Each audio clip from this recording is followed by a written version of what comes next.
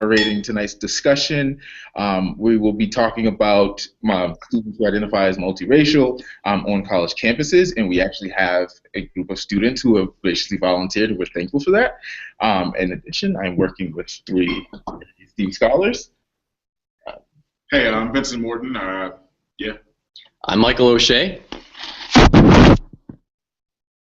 Hi, Andrew. And we actually have a panel of students who will be answering the questions that we have. In addition, we will be taking questions that are emailed and tweeted into the account that is listed on the Twitter feed that's attached to the Google Hangout. But before we get into any of that stuff, I'd like to introduce our student panelists. So I'd like to start with Chris. Can you just tell us your name and what institution you go to or school? All right. I'm Chris Freitas, and I go to Baylor University. And what year are you, Chris? I'm a sophomore. Jordan? Hi, my name is Jordan. I'm a senior at Curry College. All right. Kari? Hi, I'm Kari Sanford. I attend Barrett, the Honors College at Arizona State University. I am a freshman. And Shannon? Hi, I'm Shannon, and I'm a super senior at Frostburg State. All right. So the first question is going to be kind of a lead off. We just want to get some general information about each person. So I'm going to ask the question, and I will go down the line of our panelists, and they will each answer it. So the first question is, tell us about yourself. Where do you go to school? How do you identify? And what are your experiences being raised, or what were your experiences being raised as a multiracial student? So we'll start with Shannon.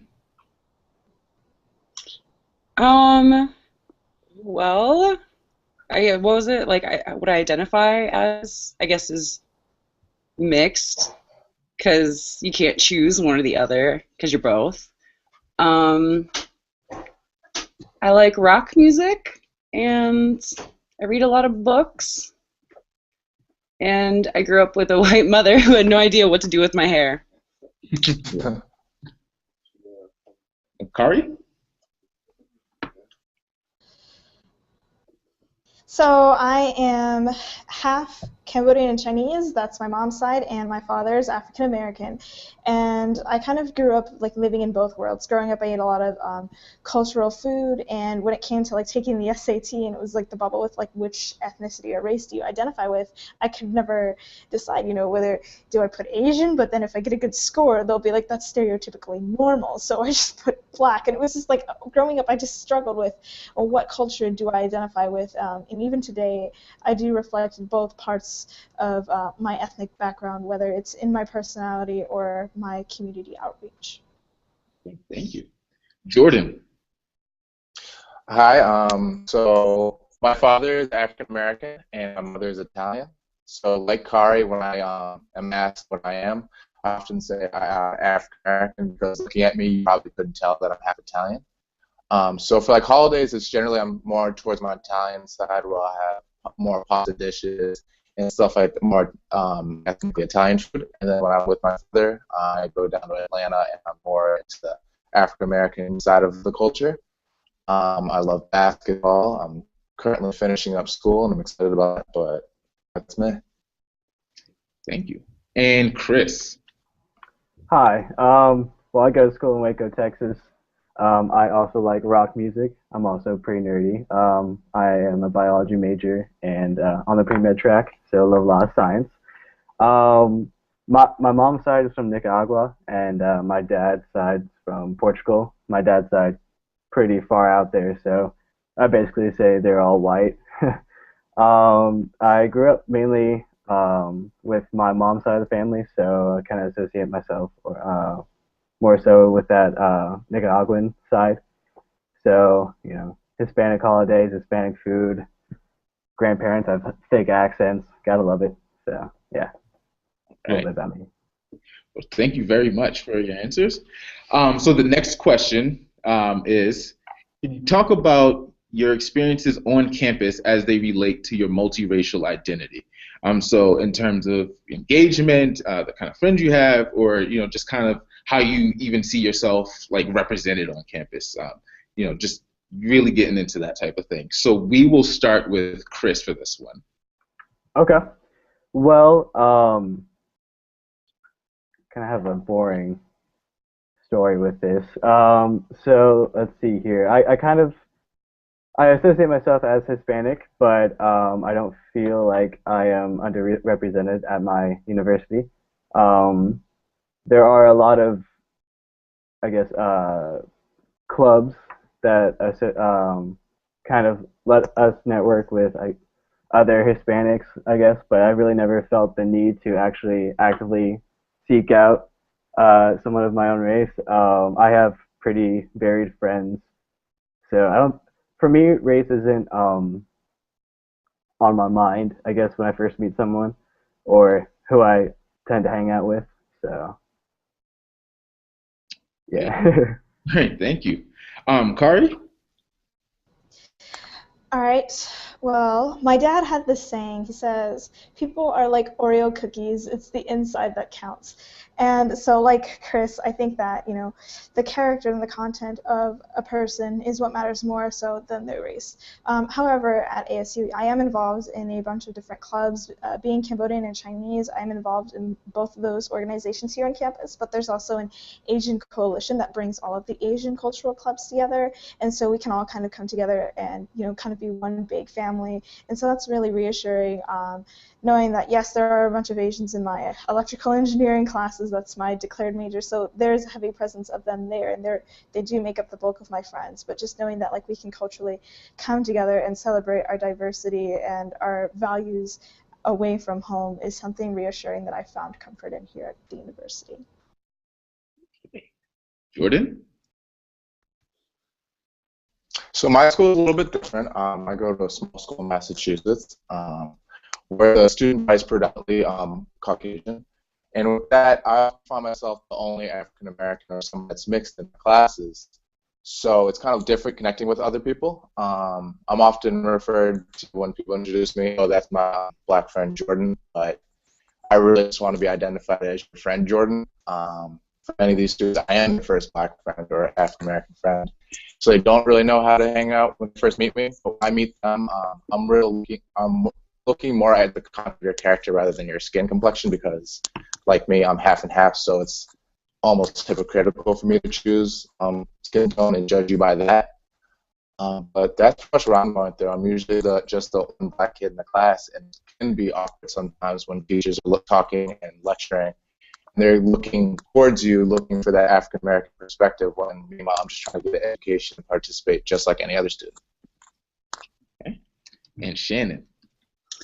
Well, thankfully, I go to school in the middle of Maryland, where we have everything, and most of the kids come out here from D.C., PG County, Baltimore. So we have a pretty strong Black community, an African community at that. I don't really connect with any of the organizations on campus, period, except for the newspaper. I mean, if they hand out like flyers and stuff, they don't tend to go to me because I don't look like the kind of girl that would show up at the NAACP meeting, but I've gone a few times and they told me it costs money, so. Okay, would you mind kind of going in further into that and kind of talk about why you might not feel a connection to some of the student groups? Beyond not wanting to spend that much time on campus, I feel a connection with the people in the groups. For some reason, I just don't feel as if I'm included in their, I don't want to say in their mission statements, because for everyone, equality is the key, and that includes everyone. But when you show up to a meeting where the advancement for colored people is the main point, and then the white girl shows up, it's like, why is she here? Like, everything's so great for her already. Very good. And then kind of thinking about that on a meta scale, do you feel accepted as a multiracial student in a monoracial or perhaps panracial student-centered campus? And we will start with Jordan. Hey, Montez, can you repeat the question? You kind of cut out right before you got into the question. I'm sorry about that. Do you feel accepted as a multiracial student in a monoracial or perhaps panracial student-centered campus? Yeah, I do feel accepted. I think that acceptance took some time to build. I think that when I first came in, I was looked to as sometimes just African American student and not Georgian. I kind of had to prove that I was a student that wanted to get an education, that wanted to work hard every day. So I think that there were some preconceived notions about who I could be before I even got to open my mouth. But now I think everything's normal. I'm just another student, and I fit right in, and I'm happy where I'm at. But it took that initial couple of weeks, couple of months to almost have to prove myself that I was a student just like everybody else. Thank you. Shannon? You're muted. Sorry, I was having a conversation. Yeah, I think I'm pretty accepted from both sides of what I have.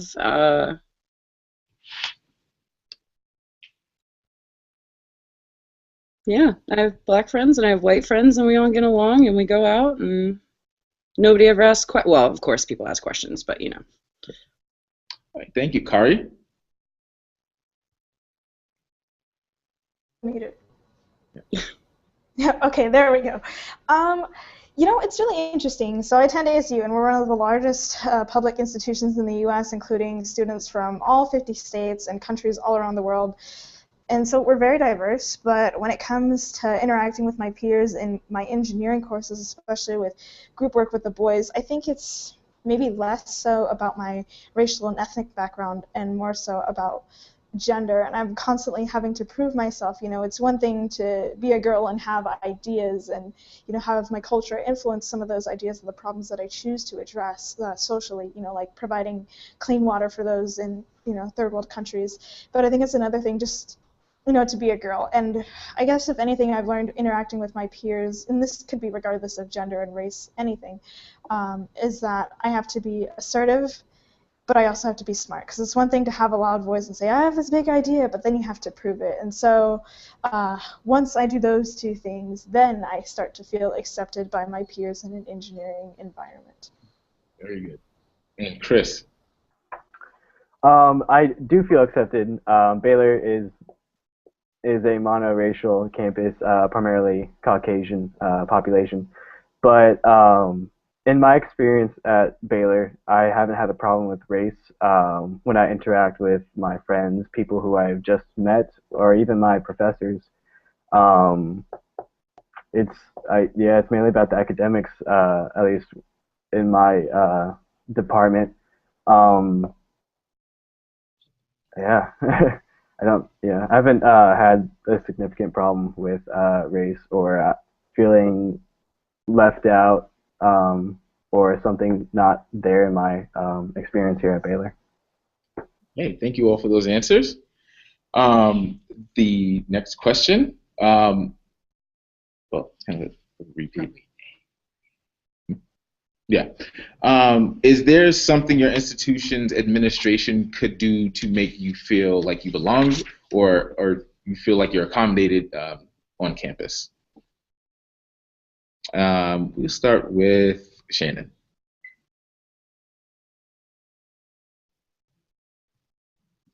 I feel like that's a tough question to answer, because there's, black student organizations, and I don't want to say white student organizations because then everyone gets upset, but maybe a mixed coalition for the people who are diverse, and not just diversity club, but the people who do encompass other cultures and not just white and black, but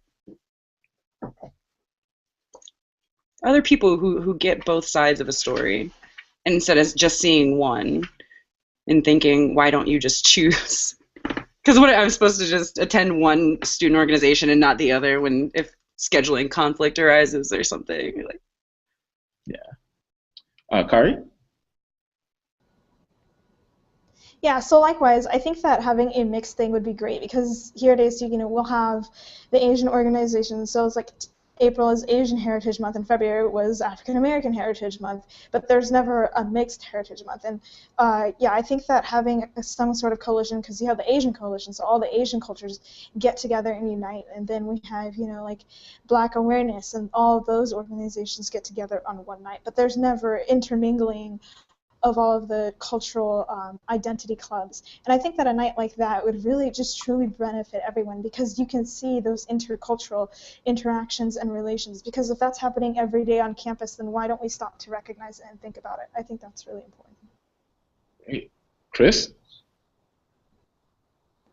Well, just as Kari said, yeah, that Baylor doesn't have anything like that, or like a specifically multicultural organization.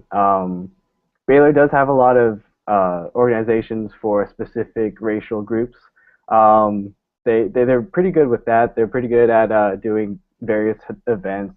Just like as Kari said, October is Hispanic Heritage Month. They'll have random Asian Fest cultural shows.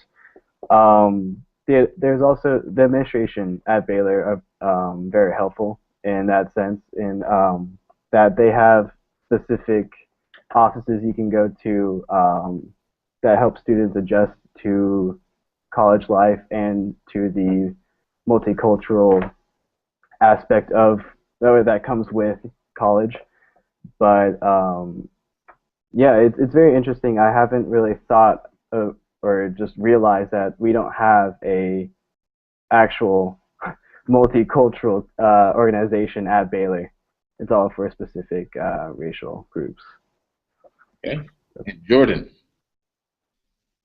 I think that Curry's come a long way. Originally, I wouldn't say they're very diverse in a sense, but I think we've made great strides in becoming more diverse. We have one multicultural student-run club, and it's doing a lot of great things on campus. But one thing that I would like to see is for it to continue to grow.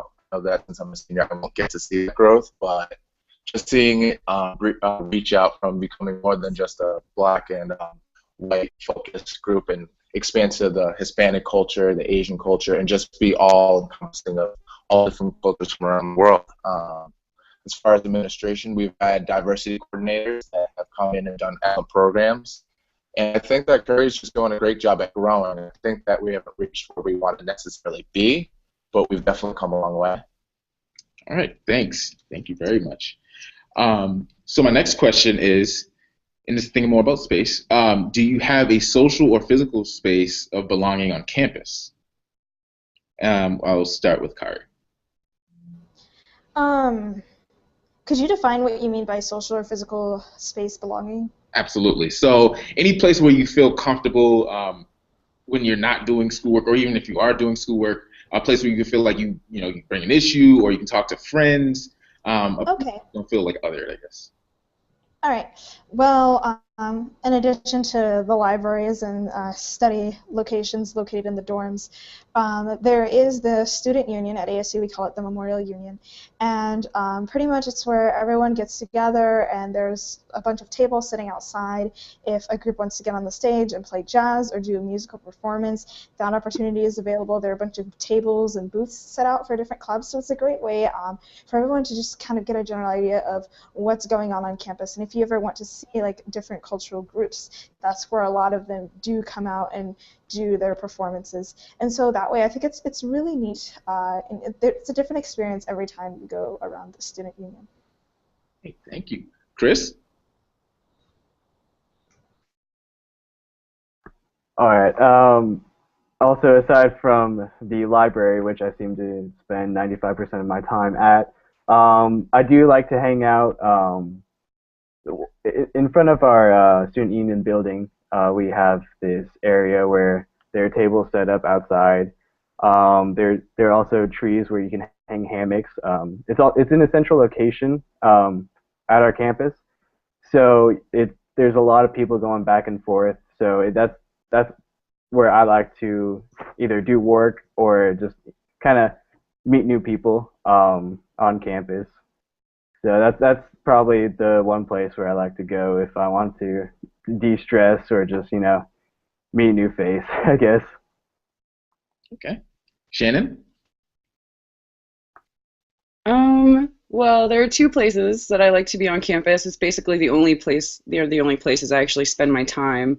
There's the English, like philosophy building, and because I'm an English major with a philosophy minor, I spend a lot of my time there. I know the building pretty well. Talk to a lot of teachers when I have nothing to do. Um, and I'm an English tutor, so I spend a lot of time in the tutoring center. I also do work study there, so I'm there all day, and nobody ever really knows if I'm supposed to tutor or do work study, so no one ever asks me to do anything. It's pretty great.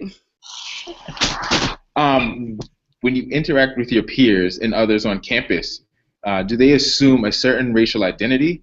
Do you pass for being a certain race in certain spaces? So I think we'll start with Shannon again. I mean, look at me.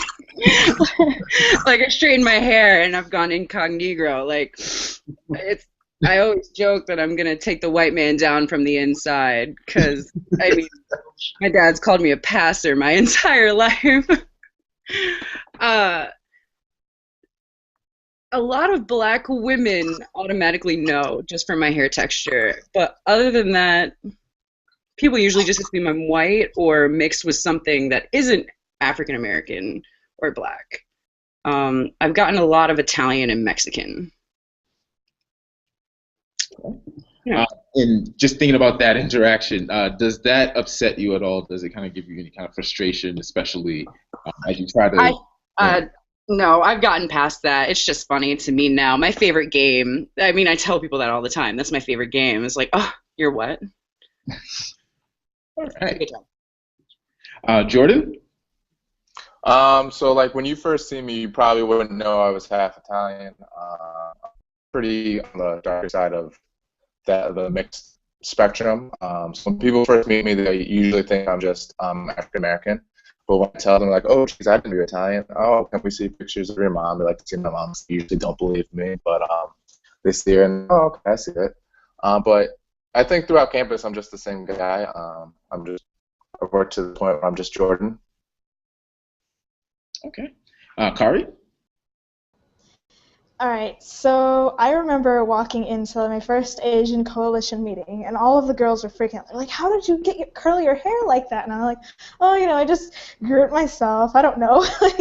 And then everyone just assumed that "Oh, you're Asian, but there's something else." And it's really interesting when I go to my the National Black Association for Engineers at ASU, and we take pictures, and they're like, "Kari, you need to open your eyes more." And I'm like, "Sorry, I can't. They just get really squinty. I can't really help it. I was just made that way." And so I don't think a lot of people have struggled to identify what they am. They kind of know based on physical appearance. Like this curly hair definitely did not come from my mom. But I guess just in different environments, I don't think that they just treat me any different. I feel like it kind of makes me a little unique from everyone else who's just simply Chinese or simply African American. I have those, I guess, extra characteristics that make me who I am. Absolutely.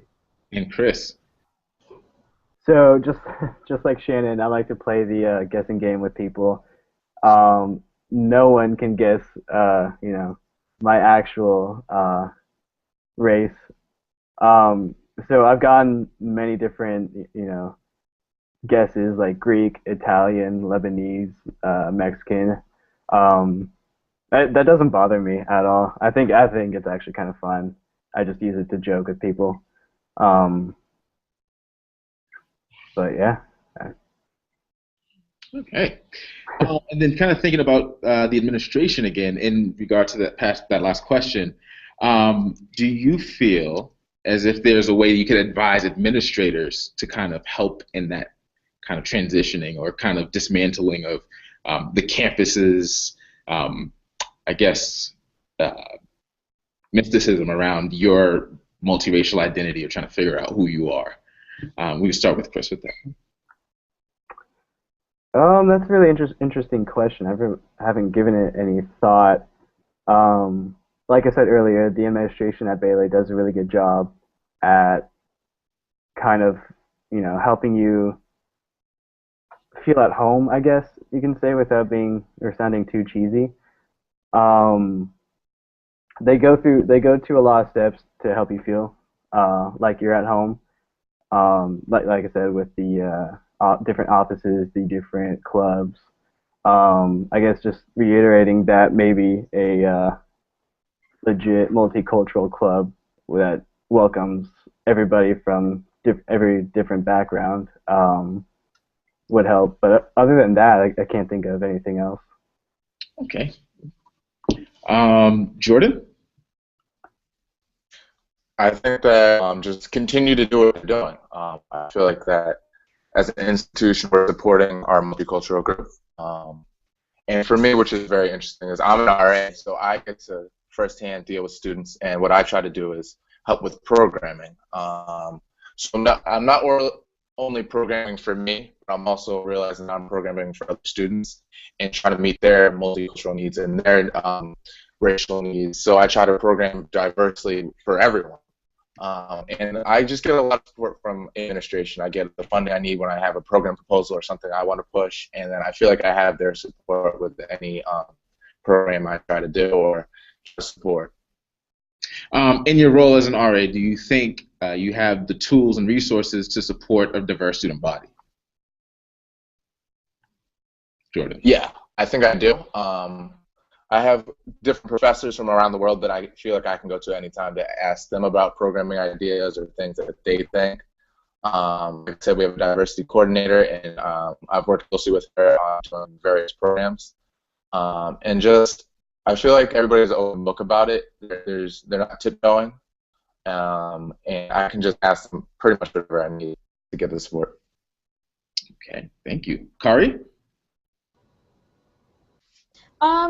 I think that there are a lot of different organizations on campus as well as professors who are very approachable. So if you ever need to talk to them about anything, you have resources and people, advisors that you can plug into, which I think is really nice. But again, I think having that multicultural branch or outlet is imperative for those who identify as multicultural to explore that part of our identities as well. Okay. Shannon? I mean, I agree with everyone else. Obviously, multicultural representation in the administration is basically the first step to the community. But the great thing about Frostburg is if you just voice your opinion about something, they usually act pretty quickly on it. You know what I mean, Vince? Like, if when one student says I don't like this, and they're like, you know what, we'll check it out, and you can hit up the president whenever you want. I mean, not he'll check it whenever he's not busy, but he encourages people to come to him with the questions and concerns that they have about our campus. He's trying very hard to keep it open and diverse here. I think, at least. Okay, thank you guys very much. So for my next question, how do other identities such as gender, religion, or sexual identity interact or intersect with your racial identity? For that, we can start with Kari. All right, so I guess just expanding a little more on what I mentioned earlier about being in engineering and being a girl. Growing up, I never really had any role models to look up to. Like Albert Einstein was not black, Asian, or a girl for that matter, and even female figures like Marie Curie, she didn't look like me. And I remember, like in third grade, reading about Mae Jemison, the first African-American female to be an astronaut. And I was like, oh wow, this is so cool. And she went to Cornell, and even being young and naive, I just knew that was a good school. And so I kind of set lofty goals for myself then. But going through life, and I didn't really have positive engineering role models. My parents don't have any science or engineering background, and I'm a first-generation college student in my family. So a lot of firsts for me going in through this, and so I'm kind of like the guinea pig. My two little sisters, I'm their role model, and so just going through and finding mentors within the engineering community, engaging in schools, science, tech, engineering, and math clubs, STEM clubs, and going up to professors and saying, hey, these are the problems that I'm having, can you help me? And then the professors at ASU have been like, oh, okay, well, here's Dr. Ganesh, and he works in diversity, and he is a person of color who can help you through your engineering journey. And so I think that, if you need help and you're just unsure of how to do things, finding resources that you can plug into and taking that initiative, that first step to become successful. Like going to college, that's all on you. It's your responsibility now, and I'm really glad that I stepped up to it. Chris? Can you repeat the question? Um, Cut out with me. how do other identities such as gender, religion, or sexual identity interact or intersect with your racial identity? Okay. Well, I can't say anything with sexual or gender identity. Those pretty much seem separate. But religious, I am not a very religious person. I believe that there is a God, but other than that, I don't associate myself with any specific religion. So, coming from Hispanic background, sometimes it's difficult. I kind of get some heat from my grandparents because they are super religious. But also being at Baylor, Baylor is primarily a Baptist college, so it is very encouraged to go to church, and we actually do have to take a 2 semester long religion course. So not in that course they don't preach to us; they teach us about the history of the Bible. So coming from a background of okay, sorry, let me clarify. My immediate family, my parents, and my sister and I haven't gone to church a lot. So I come from a family that doesn't have really a lot of religious background, but my grandparents and relatives are very devout Christians. But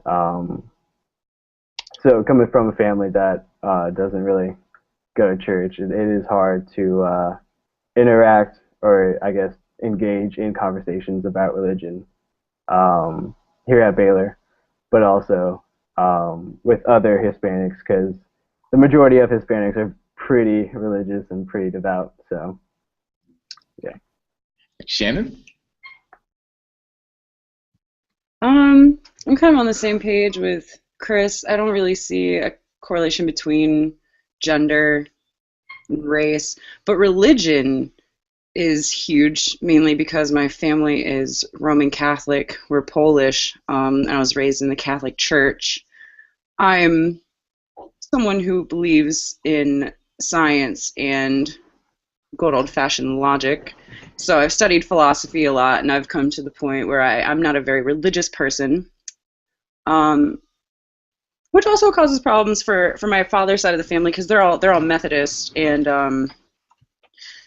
that's a pretty heavy religion to match up with Catholicism. So I've got a lot of pressure from both sides, just from the cultural standpoint, to be religious and to be in the faith and go to church and be part of that community. But I just don't see myself as one of those people who can submit to faith, I guess, if that's the right way to say it. Yep. Jordan? I guess where the intersection would occur for me is with gender. Right now, I'm a criminal justice major, and my goal is to one day be a police officer. And with that, you're sitting in a criminal justice class, which is predominantly male, and it's just competition. Everybody is almost sizing each other up. It's a very competitive field. But then from the other side of things, you have things that like Ferguson going on, where African Americans aren't looking too highly of criminal justice system, and you have me who wants to be a police officer. So I'm walking that fine line. I'll often get the question of, oh, why do you want to be a police officer? They're no good. Why do you want to do what you want to do? And it just, for me, it boils down to me wanting to be a positive influence for the African American community when they see an African American officer that is out there doing good. So just it all boils down to that competition, and for me, just being a male that's African American and trying to be a police officer. Okay, thank you. And thinking about that, how would you advise your provosts or deans to intentionally create spaces for multiracial students in the classroom?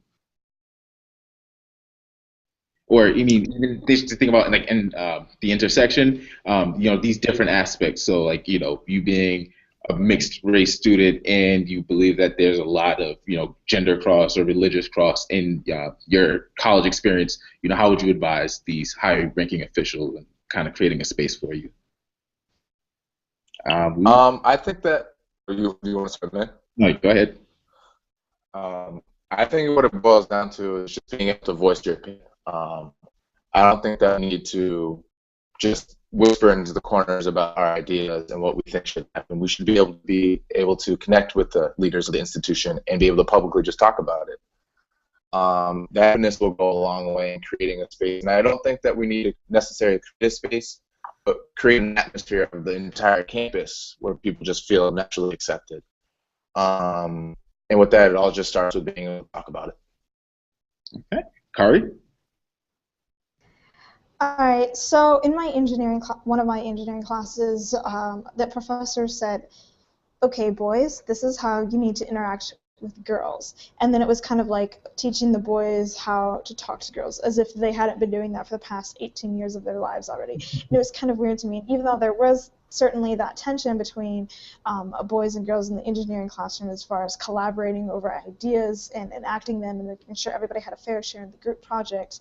I felt that was really like unnecessary. Why couldn't the professor just say, this is how to respect everyone and make every member of the team, regardless of sex, gender, racial background, etc. This is how to make everyone feel like a valued, contributing member of the team. That's the whole point of engineering and any kind of group work that any of us do. And I feel like creating a culture of respect, regardless of background, is something that needs to happen. And a few movements going on ASU campus, like with regards to just like general behaviors like sexual harassment, religious, like respects regardless of faith. And I think, like, why can't we do that for race as well? I feel like that needs to happen as well. And so I think that by creating that mutual bound for respect regardless, that encompasses individual people who identify with one race and people who identify with multiple. Thank you. Shannon? I don't know if we technically need a space. I mean, well, from someone who identifies as female, the English department is pretty much female English majors, I mean, and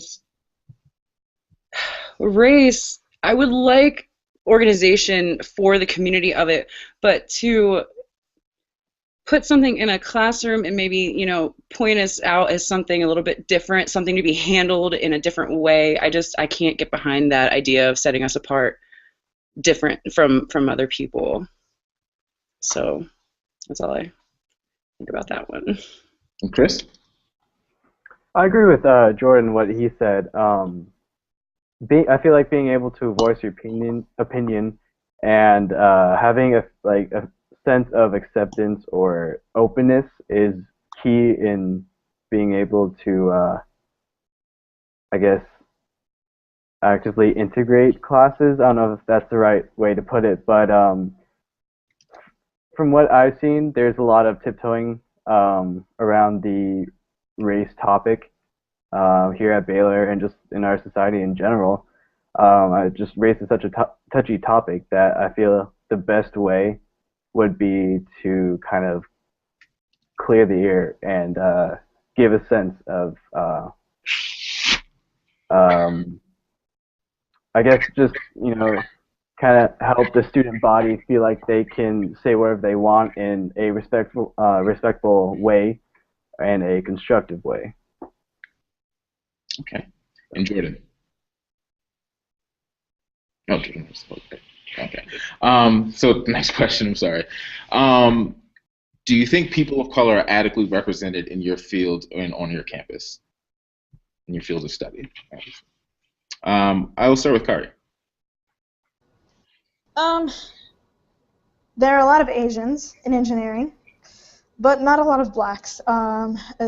That's, I guess, something that I've tried to change. My personal mission statement coming into college was just to inspire the next generation of engineers and, preferably people of color, more specifically females. But just like through my own experiences and engaging in mentoring programs at ASU and creating a couple of own unique opportunities where I can engage with people who are in like the low income at risk neighborhoods in the neighborhoods of Tempe that are close by to campus. I feel like having those interactions are really important because that will help solve the issue. But as far as a mass scale, there's nothing that I personally can do to fix the fact that we are lacking a lot of black engineers. Shannon?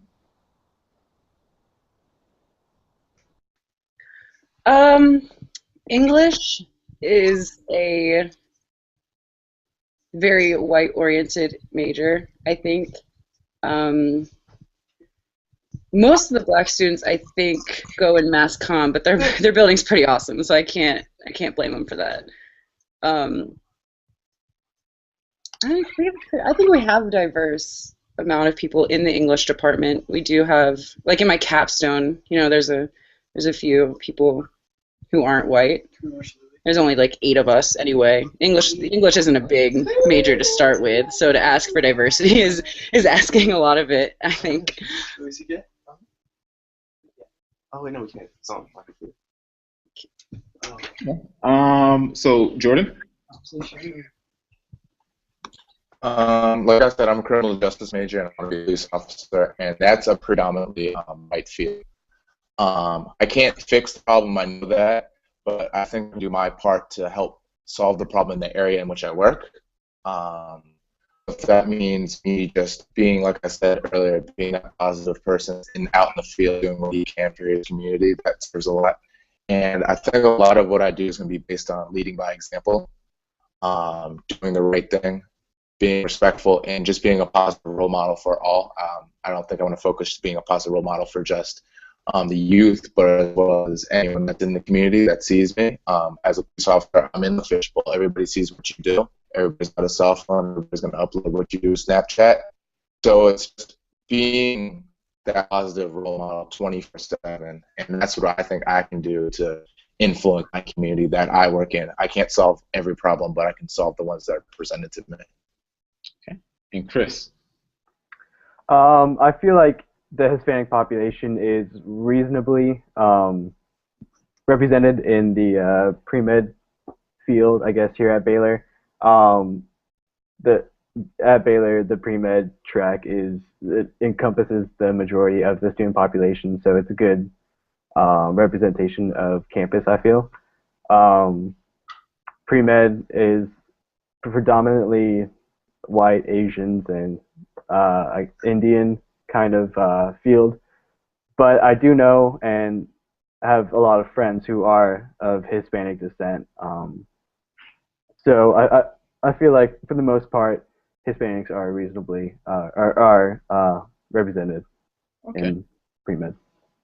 Excellent. So we've been talking a lot about space and the people who fill the spaces.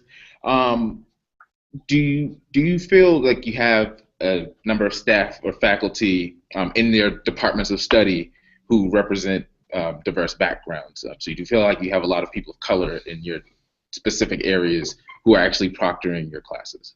We'll start with Shannon again.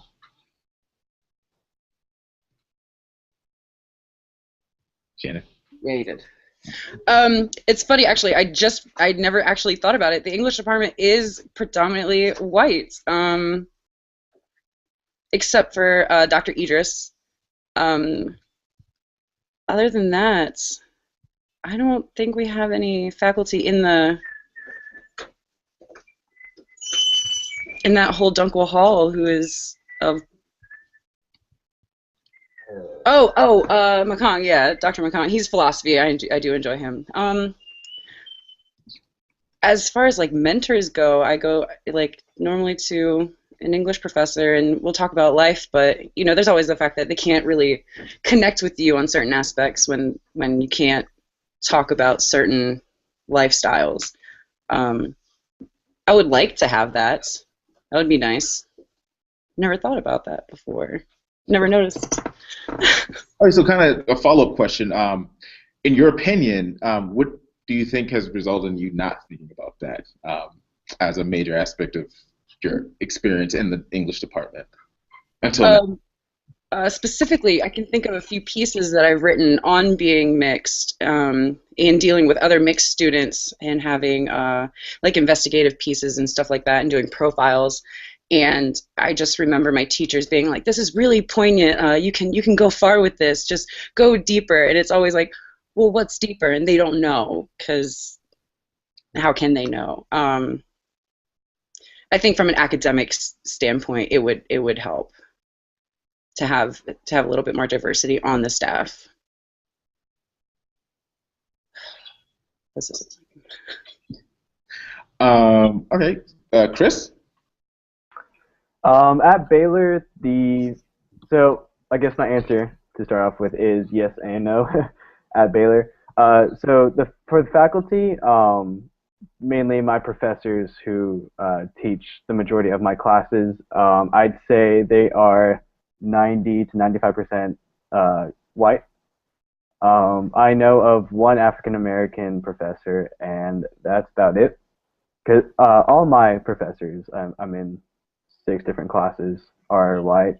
But with the lab assistants and the teacher assistants who are predominantly graduate students, all of them are of color. So it's an interesting mix. Without it, actually, I don't know how else to put it. I do feel like we have a good mix. I do interact with people of different backgrounds because I do have a lot of lab assistants and teacher assistants being on the pre-med track. Yeah, that's my answer. And So like Chris, I think there are a lot of my professors and faculty that I do engage with on a daily basis are Caucasian. There are quite a few I know in my upper division courses who are of color. I know my digital design professor right now, he is of color, and a lot of the teachers' assistants are Asian. And so there is a lot of diversity going on in my classes. And I think that it's really well reflected in the workforce. Engineering is predominantly white male, but there is some color and diversity growing in there. And I feel like, that's accurately reflected in the faculty students as well. okay. And Jordan? Like I said before, criminal justice is a very non-diverse field. It's predominantly white, and that's reflected from my professors. I think in my 4 years, I've had maybe one African American professor or a professor of color, and they honestly haven't missed a beat though with diversity. They still try to preach those tools to teach us ways of being diverse. I think they do a very good job, but it'd be nice to have that personal statement where a professor of color could come to class and teach us about stuff. But I really haven't noticed, like others have said, that I've only had one professor of color in my 4 years. Okay. So kind of the last question of the night, and thank you all for your great answers so far. Kind of an overarching institutional question. So, if you were president, or if you were speaking directly to your president right now, how would you advise him or her on how to support multiracial students on your campus? So just thinking about resources, thinking about engagement, thinking about the way the campus is structured, what kind of things, things I'm not even mentioning, what kind of things do you think would you bring up in that conversation, and maybe even why? So I'll start with Kari. All right, well, in my open letter to Michael Crow, the president of ASU, I would ask him, to create awareness, because the first step to addressing the problems is knowing and understanding the problems. That's all part of the design process. And so I think that by having events or, some kind of video or flyers that say, hey, multicultural students do exist. Let's get together and talk about these experiences. I'm in a group that just started in the Honors College for first-generation college students. And so we all get together once a month and we talk about, hey, this is what we're going through. And then the upperclassmen say, okay, well, this is what I went through. Here's tips for you to be successful. And then professors who were once themselves first-generation college students talk to each other. And I feel like creating those multicultural support groups would help us understand ourselves, each other, and the problems that each of us face space, and together we can build off of each other and create that newfound synergy to promote student academic success and personal success in all of our lives together. Thank you. Shannon. I agree with Kari. If I went up to the president of this college today and I said, Dr. Gibraltar, I think there needs to be more awareness about mixed cultures and other issues going on campus, he'd be like, I understand that completely, but the thing is you can't just build from an administrative point of view. I think involving students is such a huge part of it. I don't know how to articulate this. If you give the students the resources, especially at Frostburg, we can run with it, and we get pretty far when you give us just the starting point. So just giving us an administrator or someone to start from, I think, would just basically be about it. We're pretty independent on this campus. We like to make organizations. We like to have student functions. We like to write things on the sidewalks in chalk. And because I'm on the newspaper, I think I want to say reaching out through the newspaper would help, but nobody reads it. So the contact, I think, is probably the hardest aspect of it, because a lot of students, I mean, if you email them, maybe they'll read it, but can't promise anything. Okay, and just kind of thinking about that engagement, do you find that is an issue for the student groups on campus that try to reach out to students who might identify as one race or another, especially the culturally based student groups? Absolutely. They try to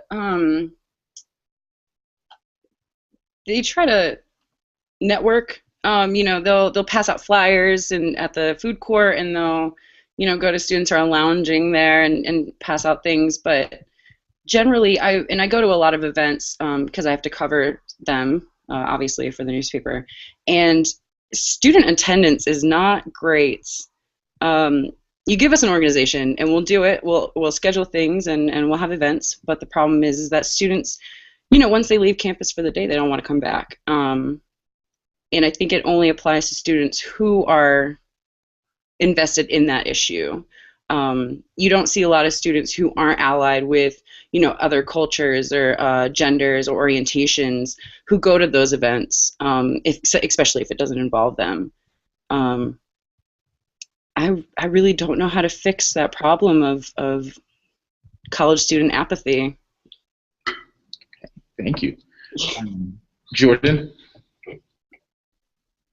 I think Shannon brought up a great point. It starts with the students. I think we need to be the forefront of it all. I think we need to be the faces of it. But if I were to speak to President Quigley today, I would ask him to be at these events. I'd ask him for him to be out there and put his stamp of approval on it and himself. I think it goes a long way when your president's backing you. I think people, they look your direction when you see the president's right there next to you. I think that I would ask him to find a way. I personally don't know at the top of my head how to create this, but create that buzz on campus, that energy for diversity. I think that we need to continue. I would ask for his continuous support, but to push the students to advocate and push themselves to promote diversity. I think that we're all at a time where we need to be the master of who we are. And I don't want the president necessarily to enable us, but just support us and be that cheerleader next to us that could help us voice our opinions. Absolutely. And Chris? Okay. So if I were to talk to president of Baylor University, I would first, I guess, address the lack of mixed multicultural clubs. So like I said before, we have these monocultural clubs, which are great, and I see the benefit of those. But we, at least not to my knowledge, have an actual mixed club solely devoted to meeting people of different backgrounds. Now, if we did have one, the problem with that would be the student body being aware of that club. Baylor does a really good job about you know, like Shannon said, writing on chalk, putting flyers everywhere on campus. So if we were to make one, we'd also have to address the publicity, just make it known for everybody. Also, going back to my previous point, we have to kind of be comfortable with talking about race. Again, in this society, I feel like we do a lot of tiptoeing around people's feelings, you know, trying to be politically correct. But I feel like with those feelings, it's hard to actually address the actual underlying problems with this society or just with racial integration in general. Like Shannon said, also the student apathy towards just campus involvement is also an issue. We have a lot of clubs, but the thing with those is the attendance with those clubs. I mean, I'm in solely academic clubs, and we have great attendance with those. But I have heard that a lot of these cultural clubs don't have high attendance. So I would address the awareness, the lack of an integrated club, and also the apathy of the student body. I don't know how to go about addressing the apathy. That is a harder question, and would require more thought, I guess. Well, thank you very much, and thank you all for participating in this panel. It's definitely didn't have to take this time out, but you did, so thank you very much. There's a lot of work and a lot of scholarship going into how to engage students of color, multiracial students, different genders, of sexualities.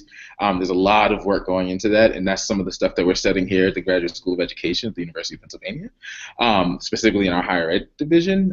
We're doing a lot of reading and research, and so it's a lot. It's really great to hear the experiences of students who are actually in college right now, and kind of being able to put what we learned to a face and a name in specific colleges and people around the country. So I think that's really cool. So again, I want to say thank you all for participating. I want to thank anyone who is watching this broadcast live or who may watch it later on YouTube. It will be uploaded. And again, you could have been doing anything else, but you're here with us. So thank you. I don't know if anyone from the committee wants to say anything. Just want to say thank you from this side of the table. Thanks for taking the time. I thought all your answers were very well thought out, reflected a lot of personal experiences, and again, deep reflection. So from Penn, from me, from all of us, thank you so much. Thank you. Thank you. Go Bobcats. All right, thanks everyone. All right, take care. Good night. Good night.